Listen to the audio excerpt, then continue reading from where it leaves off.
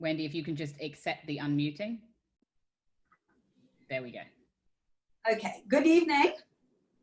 I'd like to welcome our two guests for tonight, Tony Leon, past leader of the Democratic Alliance, and Richard Spring, Lord Risby. They will be in conversation discussing political leadership at a time of great crisis, South Africa, from de Klerk to Ramaphosa. Before I hand over to our two distinguished guests, I'd like to make a brief introduction. For nearly 20 years, Tony Leon was a member of parliament in South Africa. And for 13 years, he led the Democratic Alliance. He is the longest serving leader of the opposition in parliament since the advent of democracy in April 1994. A trained lawyer, Tony actively participated in the critical constitutional negotiations that led to the birth of a democratic South Africa. He has been at the forefront of national and international events, both as a front-ranking parliamentarian and renowned orator and writer, and as vice president of Liberal International. On the nomination of the president of South Africa, he served as South African ambassador to Argentina, Uruguay, and Paraguay, based in Buenos Aires from 2009 to 2012. After standing down from the leadership of the opposition in 2007, he was awarded a fellowship at the Institute of Politics, John F. Kennedy School of Government, Harvard University. He led a study group and seminar series on development and democracy in Africa. In February 2015, on the occasion of its 90th anniversary, Rotary Club of Durban awarded him the Paul Harris Fellowship in appreciation of tangible and significant assistance given for the furtherance of better understanding and friendly relations amongst peoples of the world. In 2016 and 17, he was visiting professor of political practice at the Lauder School of Government, Diplomacy and Strategy, the IDC in Herzliya in Israel.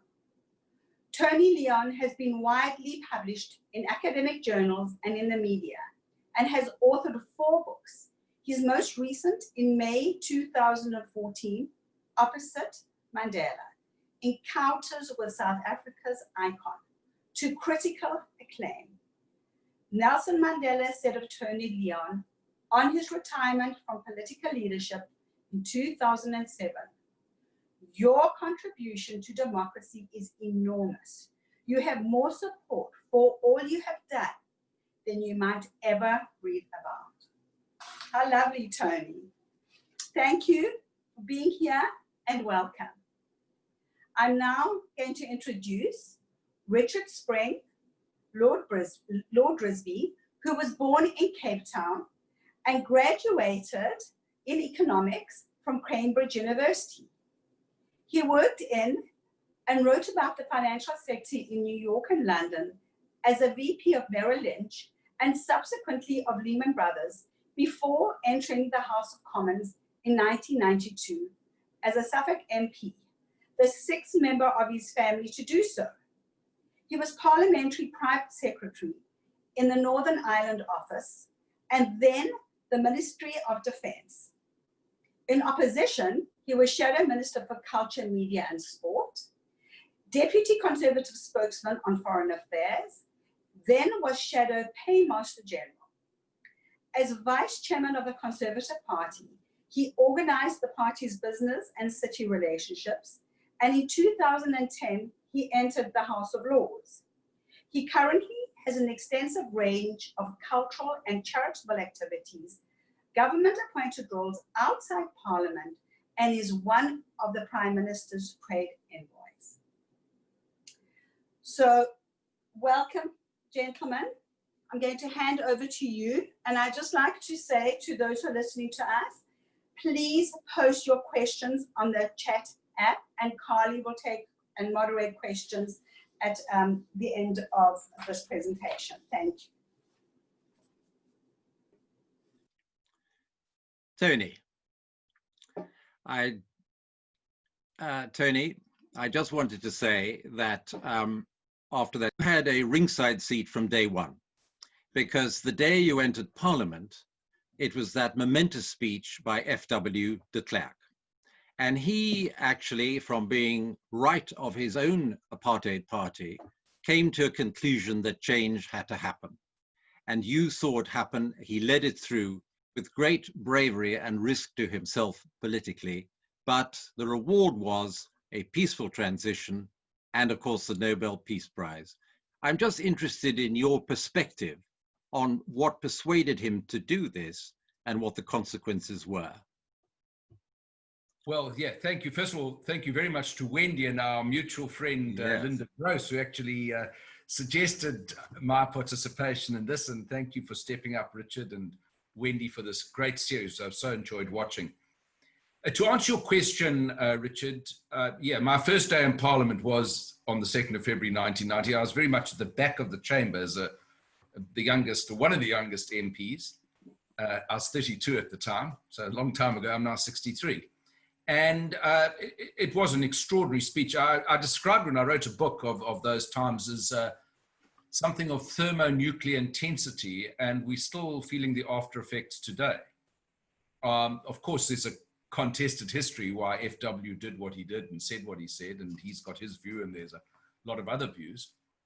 But I think, you know, beyond really debate, there were a number of choices before him and the country in 1990, and he made a very decisive choice, and he decided to, the first one in a long line of National Party prime ministers and presidents, you know, to read the writing on the wall and actually realize it wasn't addressed to someone else, it was addressed to him, and to act with the dispatch and the courage that you suggested. Now, of course, whether FW anticipated the consequences of everything he did, well, that's perhaps in the realm of controversy, because I think he had another outcome in mind, probably didn't anticipate relinquishing power completely in 4 years, which is what it amounted to. And I'm reminded of the fact about 15 years ago, there was a delegation from the Israeli, then as now Likud government, coming to Cape Town.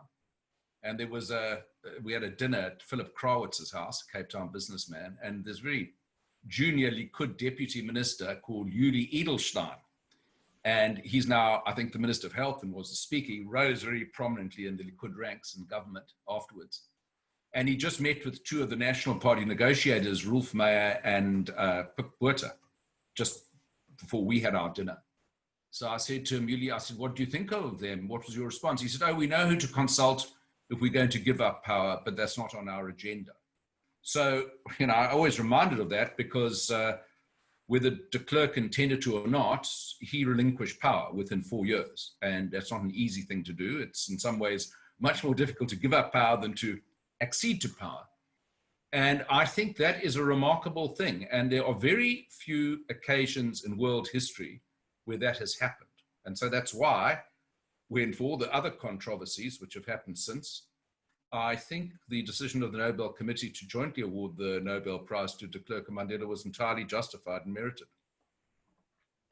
Well, of course, that led the way to Nelson Mandela becoming president. And what can be said about him, this astonishing, revered and iconic figure?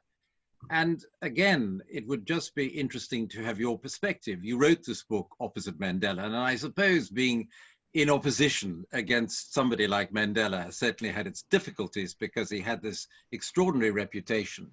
But again, what do you think motivated him to really work in the way that he did to bring about a peaceful transition? And is it possible to say, one hardly dares pose this question, do you think that there were elements of his time as president that were actually somewhat unsuccessful? Is that possible? Oh yeah, all of the above, as they say. Well, the first thing I was just thinking as you were making those remarks about Mandela, you know, and me, sort of what sparked Milligan, you know, Hitler, my role in his downfall, Mandela, my role in his rise. But I was, last year I was at a function in Johannesburg with our mutual friend, William Hague, also, as you know very well, another leader of the opposition. in your country. And William said in his introductory remarks, the function we had, he said, well, he said, I'm very pleased to see Tony Leon here. He said, we both led the opposition in our country in truly hopeless circumstances. He against Mandela, me against Tony Blair. And there's probably something in that. Although, of course, I was not the leader of the official opposition at the time. That was actually FW when he left the Government of National Unity, and then Martinus van Schalkwyk, of whom the least said the better, the latter at least. And, you know, it was extraordinary. I never understood why Mandela really paid so much attention to me. I mean, my party at the time consisted of all of me and 6 other MPs. The Democratic Party was a 7-man and woman outfit.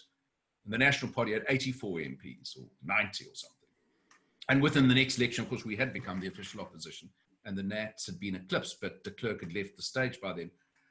And, you know, there was something very interesting. And I realized that if anyone's read Mandela's autobiography, The Long Walk to Freedom, it was actually largely ghostwritten by Rick Stengel, who was also the editor of Time magazine. And Rick said in a subsequent interview, it was very, very much on point. He said that the thing about Mandela was his warmth and attitude to you was in inverse proportion to how close or far away you were from him. So he almost had a preternatural need to reach out to people who weren't on the same ideological wavelength and outside his family. And in fact, Mandela's successor, my successor as the ambassador, was Mandela's oldest daughter, Zanani. And I didn't deal with this specifically, but it's quite clear that inside the immediate family, there was often, you know, quite a lot of conflict and not always warmth. Whereas Mandela largely was incredibly warm and he reached out and he engaged in a whole range of topics. That's why I could write a 250-page book about these encounters, because there were so many of them, and largely at his behest. And, you know, there was a lot of conflict between him and de Klerk, who we were talking about earlier. A lot of it in public and a lot in private. And both of them have written about it. Mandela had a great deal to say about it. And while, of course, you know, I assumed it was because of my magnificent personality and good looks that Mandela was attracted to me, I couldn't help but think that if I had led an 84-seat party and de Klerk led a 7-seat party, there might have been a difference in the relationship. But those were the facts at the time. But anyway, having said all that, he was a remarkable leader. He was, and you know, I said when he left Parliament, because we had an opportunity to pay tribute to him in his presence, and when he was very much alive in 1999, I said, you know, you transcend normal politics. You're in the stratosphere. The rest of us are very much down here in the cumulus clouds, and you're right up there beyond. And that was true. But I think the truth about Mandela and how he did what he did and the extraordinary ways he did them, we're all the beneficiaries of that, is that, to quote Walt Whitman's Song of Myself, he was large, he contained multitudes, and there were a whole lot of different Mandelas. There was this Edwardian gentleman, there was the revolutionary, there was a man who reformed his party in terms of turning it towards the market economy. There was all that. And he managed to embody these contradictions, and through his struggle and sacrifice, to put them to very good service. You know, I never knew, because obviously I know John Carlin, who wrote the book, but as do you, on Invictus. But in the film Invictus, the doppelganger of Mandela, Morgan Freeman, is, he says that when Mandela made one of the many lead from the front decisions, you know, to actually keep the Springbok name and the symbol, which all the radicals in the ANC want to get rid of. And Mandela says in the film, whether he said in real life, I don't know, but he certainly characterized this. He said, we must surprise them with our restraint and generosity. And that was, I think, a very good epitaph of his presidency. That's on the upside, and most of it was an upside, really was an anni mirabilis of 5 years. There were downsides. The truth of the matter is, a lot of what we're living with today in South Africa, the bad side, started under the Mandela presidency. There was a Congress of the ANC in 1997, when he was still president, which introduced the cadre deployment policy, which led to the ruin and rot of state-owned enterprises, and suggested, in fact, that the state should have control of the whole of society, not just the government. There's a document called The State, Property Relations and Transformation, happened on his watch. a 12 billion rand arms deal, which mushroomed into 65 billion rand and counting, happened on his presidency. And, you know, there were two early, not by our standards, absolutely minute scandals in the early days of his presidency when he could have set the bar higher. And the first concerned Dr. Nkosazana Dlamini Zuma in a play, the EU money squandered on a Sarafina AIDS play. And the first ANC leading member to call out corruption was Bantu Holomisa. And he was expelled with Mandela's enthusiastic support out of the party for doing so. And he formed the UDM. So it was a mixed bag in that sense. But, you know, in the main, there were far more positives than negatives. But I think there were, you know, some of the clues as to where we are now were salted even back then in those golden years. Well, we then move on to Thabo Mbeki, with whom you had a rather different relationship, I think. He was apparently notoriously thin-skinned. But in defense of him, one can say this: the growth rate in his presidency was 4.5%. He actually refused to go down the route of the ANC purposes, if you like, in their charter, which was land reform, the issues of capital controls. And so it was a more business-friendly environment, and the economy was actually growing at the time. He did, of course, make some rather strange observations about HIV/AIDS, for which you will be remembered. But, you know, you were dealing with somebody who really was very, very difficult when opposed in any way at all. So your observations about him would be very fascinating. And also there are some who do believe, picking up the threads of what you were saying before, that actually some of the problems that really began to emerge in the country started more so under his presidency. Well, I think that's absolutely true. And look, Mbeki had a big problem. I mean, he took over from, you know, a secular saint called Nelson Mandela. And it's a bit like, if I might use a British comparison, you know, John Major after Thatcher. It's not easy. Or Pompidou after de Gaulle. You have these huge figures, and then the next chap or woman comes along, and you've got, you know, big shoes to fill. And, you know, Mandela basically said to me on one occasion, when I still headed the opposition and he was out of it, that Mbeki refused to take his phone calls. This was at the heart of the AIDS controversy. And, you know, you're quite correct. I mean, I don't want to make light of that. The Harvard study suggests that because it wasn't just his views, it was his refusal to allow antiretroviral treatment of HIV/AIDS positive people. They reckon we could have saved 300,000 more lives in this country had he not had those bizarre views. But you're quite right. He kept himself in a very tight echo chamber of only the true believers and the worshippers. And outside voices were not welcome. Now, I was, you know, the leader of the opposition. It was my day job. But he didn't take kindly to criticism. But what really struck me one day, I was at a cafe in Cape Town having a cold drink. I have to say it was a cold drink, 3 o'clock in the afternoon. And a chap came up to me, I'd never met him before, and has introduced himself as Zwelinzima Vavi, who was the Secretary General of the mighty Cosatu Trade Union Federation at the time. And we had a few chats. He said, Tony, you know, I read in the newspapers people critical that you don't have any one-on-one meetings with Mbeki.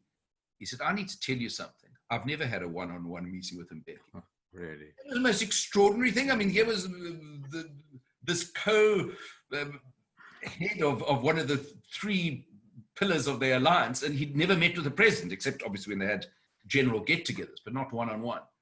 So, you know, because Mbeki cut himself off from outside voices, even within his own party, and he got involved in what I call the politics of paranoia, because at one stage, I don't know if people remember, he accused, believe it or not, Cyril Ramaphosa and Matthews Phosa, who was an ANC leader in the Mpumalanga area, and Tokyo Sekwali, of being involved in a coup against him.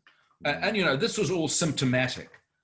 But I think correctly, as you say, he was economically sensible. He once described himself actually as a Thatcherite. And he held the line. I mean, to be absolutely correct about it, when we went through the last great financial crisis, we're in one of unfathomable depth right now, in 2008, the global financial crisis, because of the Mbeki Trevor Manuel's stewardship at the National Treasury, our debt to GDP ratio was 22%.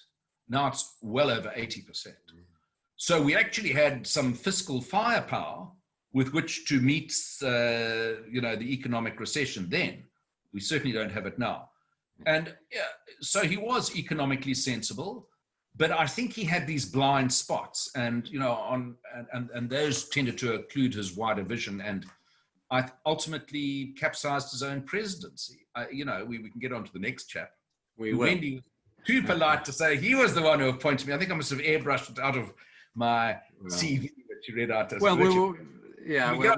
We think it's definitely one of the better decisions in his life. Jacob Zuma. But this larger than... Before we get on to JZ, of blessed memory, politically speaking at least, it's worth saying that, Mbeki lost to Zuma the presidency of his party in 2007, precisely because people thought at the time that Zuma was far more collegial, which he was, and that he was far more empathetic than Mbeki, which he was. And so I think very often the successor gets the job precisely because he's the polar opposite of his predecessor. Yeah, but you would have experienced that in your own political career. Exactly.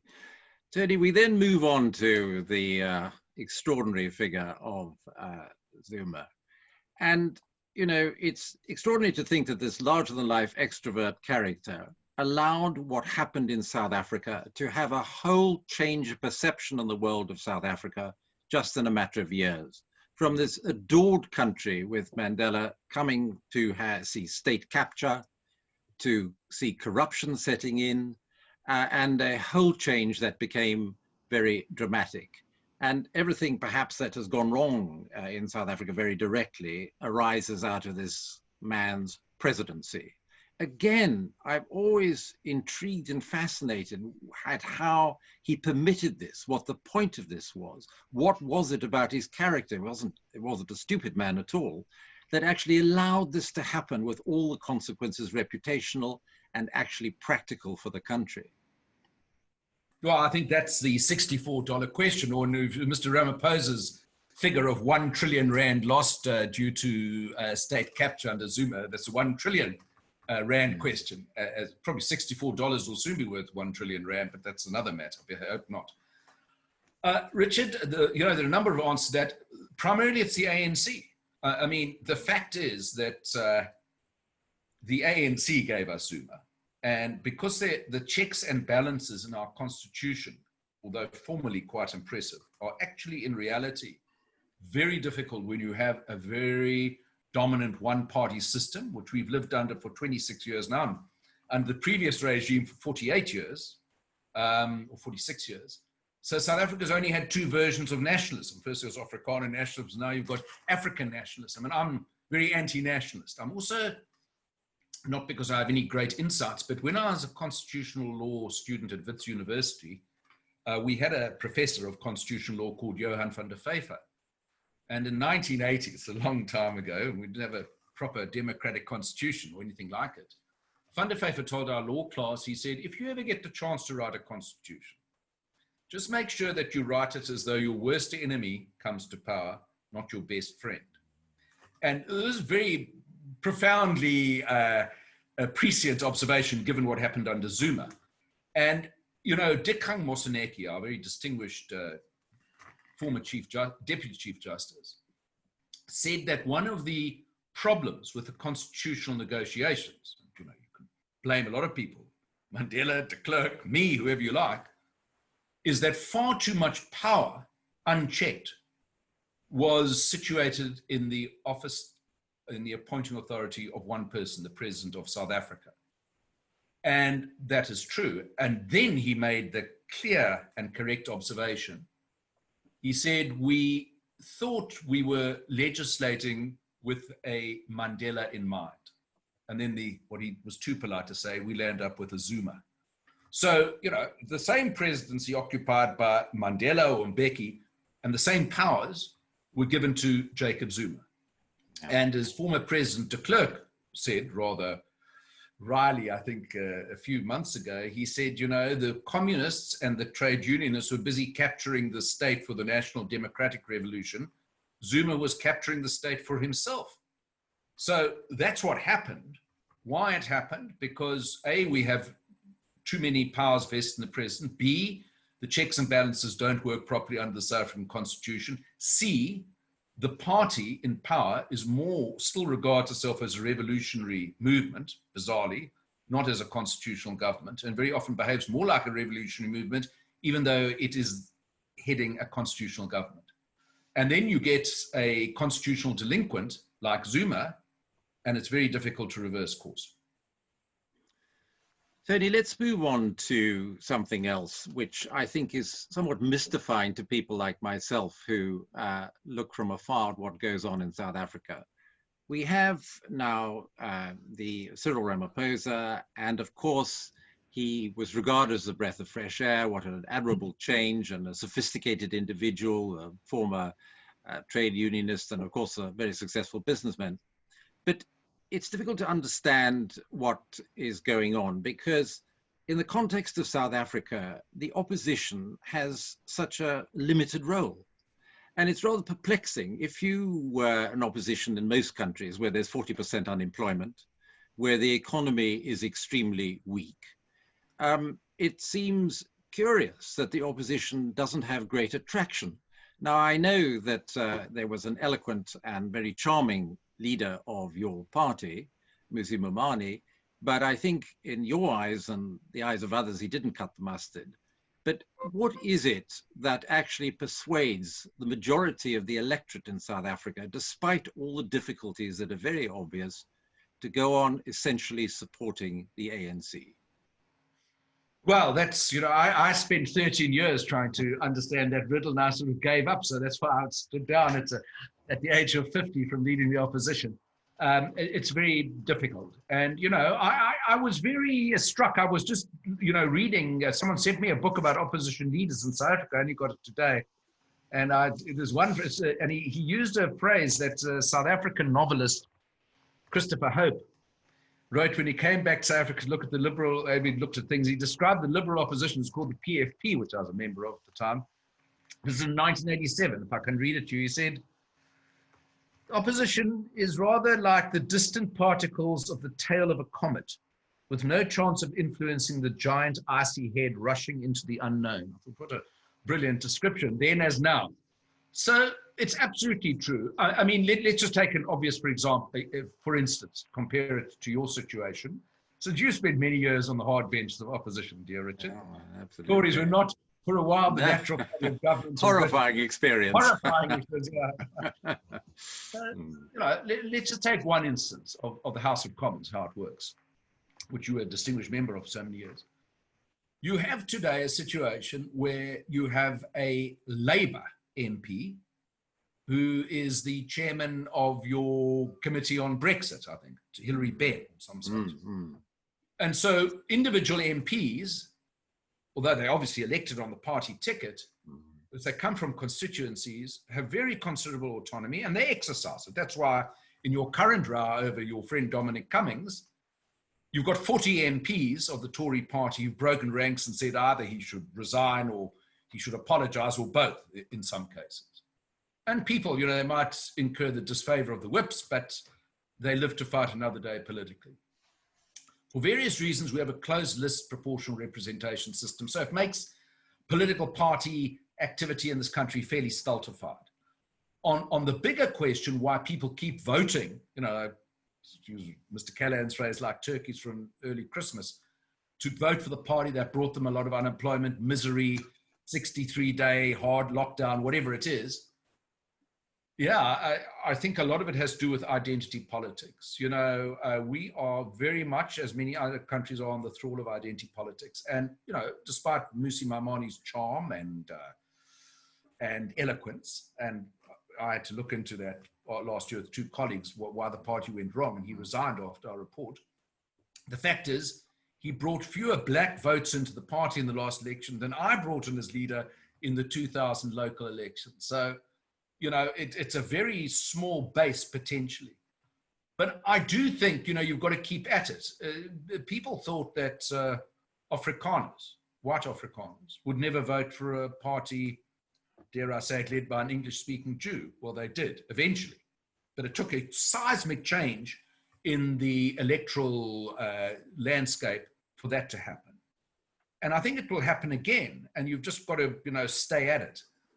But eventually you run out of steam. Look, I think the DA, is in the process of reinventing itself and rejuvenating itself. And it certainly without it, things would be, I think, a whole lot worse. And the fact is, I shouldn't say this, and speaking to you from Cape Town, where we have the highest 65% of the coronavirus cases in the country and the highest mortality, although it's still, thank God, relatively low by global standards, 524 in total in the country and 364 here.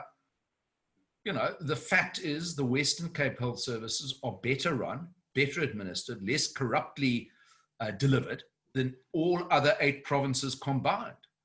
And so although we're in the eye of the storm here, they are better equipped to deal with it. And that didn't happen just because, of where we situated or because of the demographics of population, because of a conscious decision on how you govern and how you administer things. And, the party is going to have to replicate that example, and it's had some setbacks, quite a lot of them. But I think, opposition is the absolute key determinant of how democratic or undemocratic we are. Well, absolutely. I just want to explore with you the Cyril Ramaphosa enigma, if you like. And I'd like to ask 2 questions which are related but separately.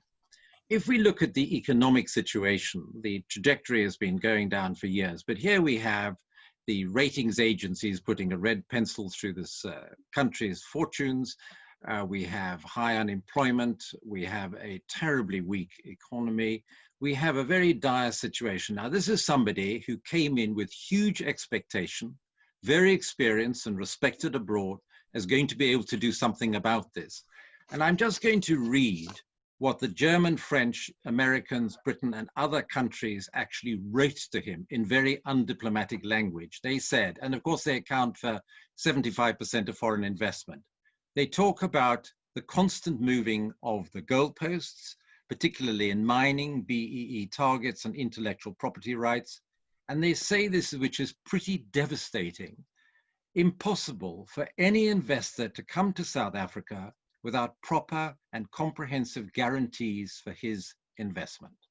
Now, he must understand that attracting foreign investment is hugely important and all that is required to have a buoyant economy. But what is holding back? Is it the situation within the ANC, the enemies, the rivalries, the prosumer element that exists that actually makes it impossible for him to do what presumably he's thought a great deal about to do? Well, if I'm uncharitable, but it's quite getting towards the late evening here, so let me be a bit mellow in my response. If I was uncharitable, I'd say Cyril Ramaphosa really wanted to become president, but whether he'd thought carefully about what he'd do with his presidency probably should now be open to question, because, it's not the beginning. We're now 2 years and 4 months into the Ramaphosa presidency, and the evidence so far is terrible. And I'm not talking about this dreadful pandemic before. I mean, our economy was in ICU. It's now in the morgue, but pre-COVID, it was in ICU. And, it's not what I say, it's what his finance minister said, whom I have a fond regard for, and quite a high regard too, Tito Mboweni. Tito tweeted out in January, that basically if we don't do structural economic reform, game over. And he published a paper from the National Treasury 2 months before that tweet, and nothing had happened with it. So you've got to say to yourself, well, Ramaphosa, you're in charge. And if we go back to the beginning of our conversation, Richard, de Klerk, when he became president, whatever his pluses and minuses were during that presidency, presided over the worst result of the National Party in the election in 30 years. The National Party only got 48% of the votes in 1989. And what de Klerk then did was, with a white lie, he said, oh, well, the electors voted irrevocably for drastic change. All he did was add the DP total to the NP total, which of course he'd spent the whole election bashing the DP as being satraps for the ANC, but leaving all those nasties aside. And he then set on a course of change, which he didn't deviate from, essentially, over the next 4 years. So Ramaphosa gets elected, and this is the allowance or the charity you'd give him. You say, look, he only got, only won by 179 votes out of 4,556 voting delegates. It means in corporate terms, we have a few corporates listening to this, he is a 51% shareholder, and the other shareholders got 49%, and they're all hostile. So 49% hostile shareholders in this party. And that's probably true. But, if you do it to Klerk, you start with your advantages and you press them as quickly as you can. Because one thing I learned, admittedly, as the leader of the opposition, not leader of the government, is that like money in the bank, political capital is at its height at the beginning and it's very quickly spent. So now we're almost reaching halfway through the Ramaphosa first term, and he has little to show for it, precisely because I think he wasn't bold enough. I think he was too timorous. And he didn't take advantage of the situation when he could have at the beginning. And now he's got this global pandemic on his own doorstep with all kinds of economic catastrophes here. The question is, I don't know what Cyril Ramaphosa really wants. Because I was a bit taken aback the other day in a speech he made in what we call May Day here, Workers' Day, when he said, well, after the COVID, we must not tinker around the edges anymore. We need to have radical economic transformation.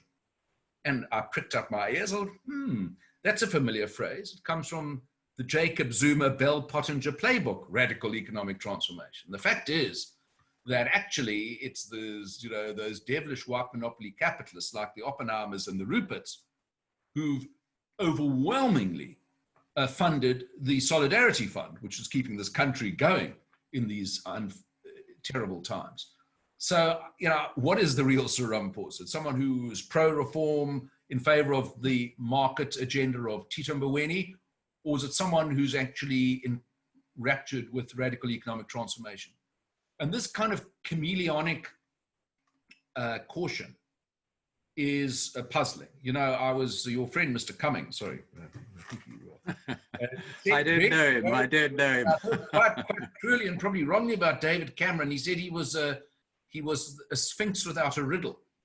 And, just looking at our current situation with Cyril, he started off this COVID response, the lockdown, with tidal waves of goodwill. I mean, I was sitting with Michal, my wife, and the rest of the country watching this first speech with all. That's statesmanship. That's decisiveness. 50 days later, the Sunday Times gave him the Mamparo Award, which is the political dunce cap in these parts, because he'd allowed these wayward ministers to trample all over it. He'd allowed himself to be contradicted by Dr. Zuma. He'd allowed these absurd regulations to take hold. And you had to say, well, is he in charge? And then, Boris Johnson, whatever his other plus or minus, even Donald Trump, heaven help us, actually go to the country or to the press conferences and explain themselves. Whether they do it well or bad is another matter. South Africa tonight is 63 days and nights into lockdown, and Cyril Ramaphosa has not answered one question yet on it. And I think that gives you an indication of a degree of caution and hesitation or uncertainty, which is not a good thing. Now, we must hope that he's surprised on the upside in the next weeks, months, and years, but let's see. Well, that just leads me, I think you've answered the thing, because look, every country in the world, to a larger or lesser extent, is going to have to face the reality of what this means in economic terms. And it's going to be very, very difficult for South Africa.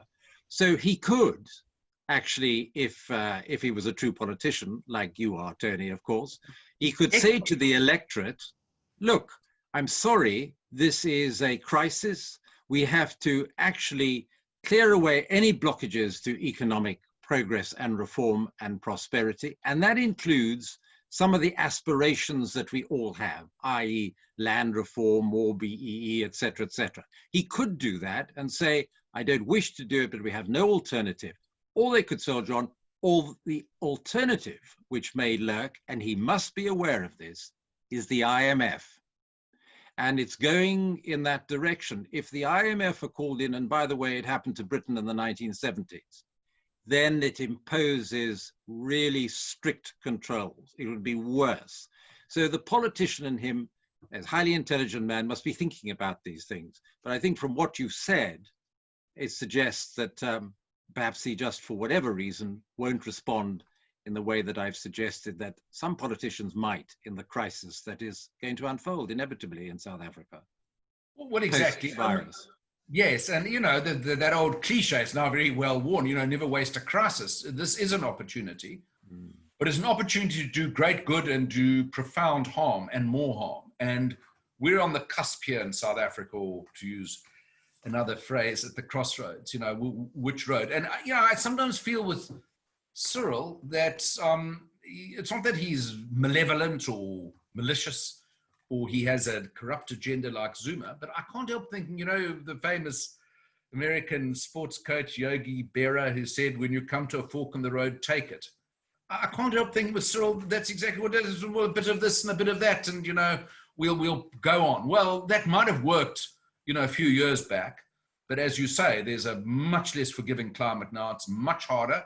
And, you know, every dollar is now being fought for. And even if you go to the IMF, I mean, at the moment, without having any structural adjustment, we can only borrow from them under their rapid, whatever it's called, finance instrument, about 1% of our GDP under the quota that we've got. So that's not going to get us very much.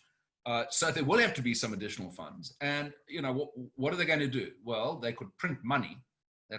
We have the ANC Secretary General, Mr. Magashule, has a rather quaint but very ominous phrase. We must apply quantity easing, he calls it. Well, that actually means just printing it out. And, you know, I lived in Argentina, as you visited me there for 3 years. I know what it's like to live in a country with hyperinflation, which does precisely that. So that route ends in tears, misery, and ultimately with a sovereign debt default, which they are now on their 9th. Argentina's just posted its 9th sovereign debt default. So that doesn't have a happy ending. The IMF, as you say, comes with a huge number of adjustments, as they call it euphemistically, which I don't think the lefties here, who very much seem to command economic policy, will sit with. And the third thing is the spending cuts. Well, you know, before this crisis, it was a fantastic figure. I'm just writing a new book, so forgive me boring you. You know that we have inflated the public sector payroll, the people who actually work for the government, by saying like 25% more personnel in the last 10 years. And here's a number to think about, all you taxpayers who are watching this webinar. 29,000 public servants and SOE types and politicians earn more than 1 million rand a year in South Africa. This is a country, you know, where the minimum wage or even the average wage is, you know, maybe a tenth of that. And they're earning more than 1 million rand a year. And, you know, but in a sense, that's what keeps the government in power. So asking them to do the hard yards is asking them to take on their own constituency. But to go back to the beginning, to Klerk, Mandela, they were prepared to face down their own constituencies at critical moments. Both of them, actually. And that's why we got to the peaceful transition that we're in, or were in, and still are. And if that doesn't happen on the economic front, then to quote, actually, not I said it, Tito Mboweni said it in his tweet in January, game over. Tony, I imagine there's some questions that want to be asked now. So thank you both very much. So Tony, we're gonna start with you. So looking to the future, you know, as the longest serving head of the opposition for South Africa, you know, what do you see that the opposition needs to deliver in order to really be seen as a potential for South Africa's future? Yeah, I think that's, as I say, that's something that is the eternal dilemma of oppositions anywhere. And, you know, at this time, we obviously, while we're on a webinar, rather than seeing each other face to face because we can't get together, it's perhaps interesting if we look at the situation in the United States, where you have a very, to some people, unpopular president and certainly controversial. And the head of the opposition, or the Democratic presumptive nominee, Joe Biden, barely gets a look in, because at this time, very few people are interested in what the opposition has to say. The opposition doesn't have power. The opposition can propose. They can't deliver, except where you do govern, such as in the Western Cape. I think what opposition parties have to deliver, in one word, is hope. Hope is a great mobilizing thing in politics. Hope of change, hope that they can get somewhere, and momentum that you can make a change. And the opposition lost a lot of momentum in the last election, had a lot of momentum under Zuma.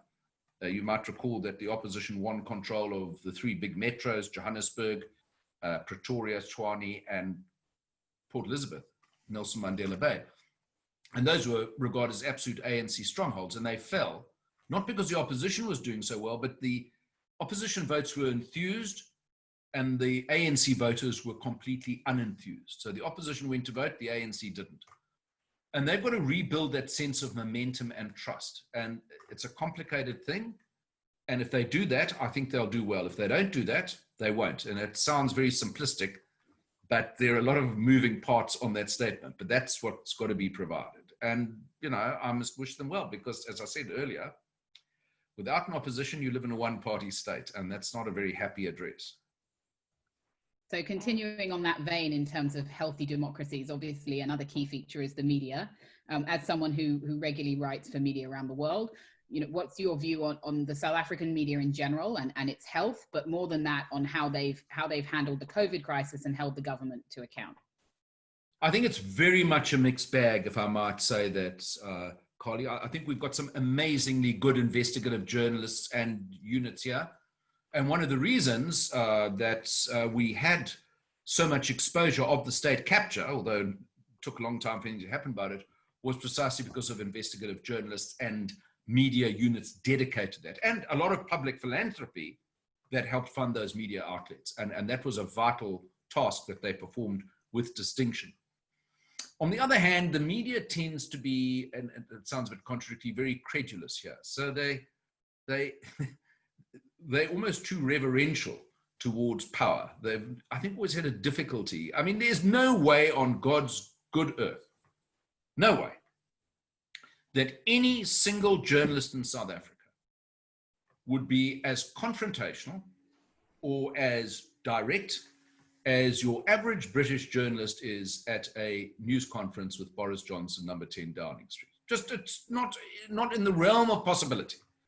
There'd be a deference, there'd be an awkwardness at all levels. And I think that's always been a part of the problem. You know, I was reminded of the fact that the editor of one of the major dailies in Britain, I think it was Piers Morgan, when he edited a newspaper, he phoned up John Major when he was Prime Minister, this mighty, maybe it was mighty office, number 10 Down Street, and said, hello, I can't do his accent. He said, hello, John, I just want to phone you. When you open the paper tomorrow, you're going to see I've poured a bucket of shit all over your head. And, you know, it just doesn't happen here to the same extent. Now you can argue there's different culture, we're more respectful or whatever. But I think that allows government to get away with more than it should sometimes. And particularly under COVID, there was at the beginning a huge amount of deference towards government that started to change very rapidly under certain ministers. And now, as I said, the Sunday Times gave Ramaphosa, deservedly, a dunce cap, the Mampara Award. So I think they're now realizing that you can't take the government on trust on a lot of issues, and you must start from a position of skepticism. So it's a mixed bag. Look, I think the real problem in the media in South Africa is not their credulousness or not. It's the fact that they're in dire straits. As you saw in Australia today, I don't know if you saw, I think Murdoch's closing 100 titles across Australia. So South Africa, you know, practically every magazine has closed its doors since this crisis began. And so I think financially and economically is a much bigger threat to the media here than anything else. And what we are doing, incidentally, Wendy and Carly, is in a way what the media can't do. Well, maybe they can have webinars, but this, after COVID or during COVID, people are going to say, well, I like this. I might not like tonight's little engagement, but this is what I want. And for print media, that's a big problem. Given your diplomatic experience, you know, South Africa is well positioned on the world stage to be, you know, an African powerhouse. How do you feel Ramaphosa has looked to represent South Africa on the world stage, and has he taken that mantle?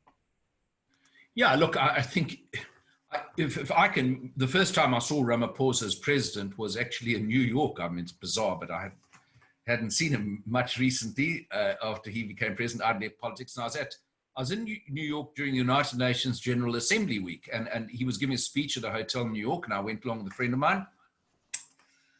And he spoke, and he didn't really say very much that was memorable. But someone said to me, who was there, an American lobbyist on Africa, said, "You know what the amazing thing about Ramaphosa's speech?" And I didn't think it was an amazing speech. He said, I said, "No, what's amazing?"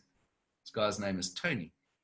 So he said, "He's giving it a not Zuma." So I just think not being Zuma hugely changed the perception. I mean, Zuma really took South Africa into the international kind of gallery of left behinds and lost causes. And you know, just Ramaphosa's presence, his articulacy, and his serious mindedness changed that almost overnight. So I think that was important. He is now the chairman of the African Union for the year. So whether he does much with that, we'll have to see. So I certainly think he's a credible figure in international councils. But, you know, having credibility and the presence that he has, because he has very good presence, those of you who've seen him and met him know that, you've got to actually have something to say beyond your calling card. And that's perhaps been a little muffled. Lord Risby, with you on the line, as a Brit, I do have to ask, with your role as the EU External Affairs Committee, obviously the Brexit negotiations continue whilst COVID takes hold of Europe. Where do you see us coming out in the next few months? Do we crash out deal-less because of COVID, and where do you see that? Well, I think in an odd sort of way, COVID has done one very clear thing. The eyes of Europe's leaders have not exactly been on Brexit. And this has actually made it quite difficult for Barnier, who's the negotiator, to actually get some traction on some of the more controversial subjects, in fairness to him. But they are starting to move. There's a wonderful anecdote I'd like to tell you, that when Geoffrey Rippon negotiated our entry into the common market all those years ago, he told me that literally at 5 minutes to midnight, the Europeans turned around and said, "By the way, we want a common fisheries policy." And, you know, this hadn't even been discussed properly. So he contacted the then Prime Minister. It was a great Europhile called Ted Heath, who said, "Oh, well, you better give it to them." And of course, this is such a peculiar emotional flashpoint because in economic terms. But what is interesting is that the Europeans now recognize that that has got to end. The discussions about the financial sector have gone better than expected. But just under the surface, I can tell you that the negotiations going on between the United Kingdom and the United States are going very well indeed, as are the negotiations with the Japanese. So what the British government is hoping that we make some good progress on that. There will certainly be a resolution by the end of this year, one way or another. But somehow we made a concession on the Irish border thing. I suspect we'll cobble together some sort of deal in the end. But as usual, in anything to do with the European Union, it'll be at the 11th hour. Thank you. Tony, turning back to Mandela, and given your interest in him, where do you see his legacy today, and how does it get carried forwards in generations to come for those South Africans who don't hold on to the memories either of apartheid or of seeing how he steered the country after? Well, you know, Mandela's I think George Orwell said of Gandhi, you know, if you probably give Gandhi sainthood, you've got to rescue him from under a collection of tissues and saccharine or something. So, you know, Mandela at one level is sanctified and is almost beyond criticism.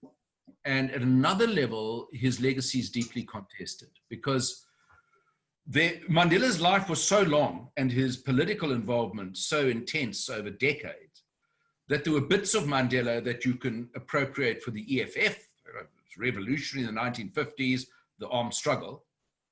And if you're a kind of believer in what we would call a market-based economics and racial reconciliation, there's the Mandela of the 1990s that you can say, well, Mandela said.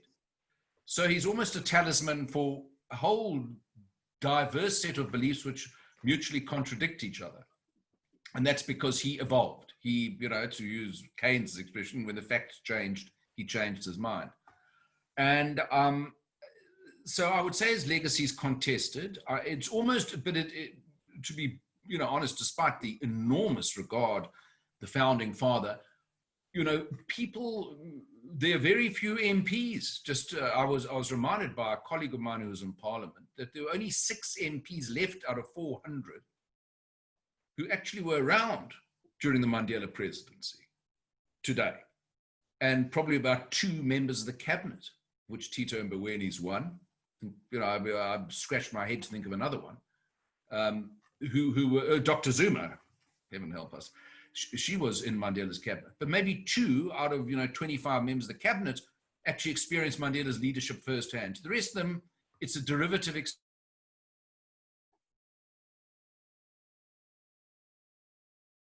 So yeah, I would say, and it's unclear, but if you were to have an elevator thing about Mandela, what he stand for that's most memorable to most people, it was an idea of reconciliation, the Rainbow Nation. Mm. And then for the final one, talking of the future of South Africa, who you look to as the up and coming, those who are perhaps currently young in the party, but you believe could help take the country forwards? Well, obviously, I must speak about my own party. I know it better than the ANC. I mean, my friends in the ANC are all quite old now. They're in their 60s and 70s. So perhaps the younger generation I don't know very well. In the DA, they've got some very bright people in it. There's their leader, the acting leader, John Steenhuisen, one of my, started in politics when I was the leader. The finance spokesman, Jordan Hill-Lewis, their policy head, Gwen and Gwenya. They're all really, by my standards, they're very young. Dean McPherson, their trade and industry guy, some very smart academic called Leon Schreiber. There are people there who really could form the core of something significant. And they're people who I don't know that well, but who seem bright. There's one of the people trying to become leader of the party is a woman I've met once or twice from KwaZulu-Natal called Mbali and Tudi. She's certainly, got some people who think she's the real deal stuff. So I think, I think there is, it's got vibrancy in it, the party. On the other side of the aisle, of course, there are a lot of young people in the EFF. Their views to me are bizarre and their conduct extreme, but there are obviously people there who are very articulate and well educated, and in the ANC as well, although that party is something of a gerontocracy, because I've got to say, if they took their own advice and they told people of my age group in the 60s, or I won't say in which age cohort Richard is, because he's got this amazing facial appearance, which belies he's a year or two older than me. Most of the ANC cabinet are actually, by my eyes, are septuagenarians or octogenarians. I mean, they're very old. So I'm not sure there's that much renewal coming through them right now. But maybe there is, and I'm not aware of it. Thank you both very much. I'm just going to unmute Wendy. Okay, there we go. Okay, well, thank you, Tony. And thank you, Richard. That was extraordinarily interesting and insightful presentation. Our present situation, as everybody can hear, is extremely challenging. And as you say, we are at crossroads, and the road ahead indeed looks fairly disheartening. This is the most beautiful country with the most wonderful people.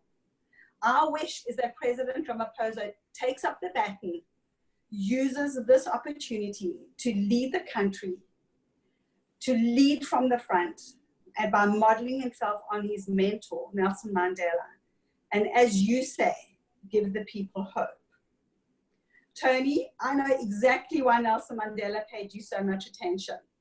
He was responding to your natural warmth, your commitment, your intellect and leadership skills, and the love that you have, the love that we all have for our beloved country.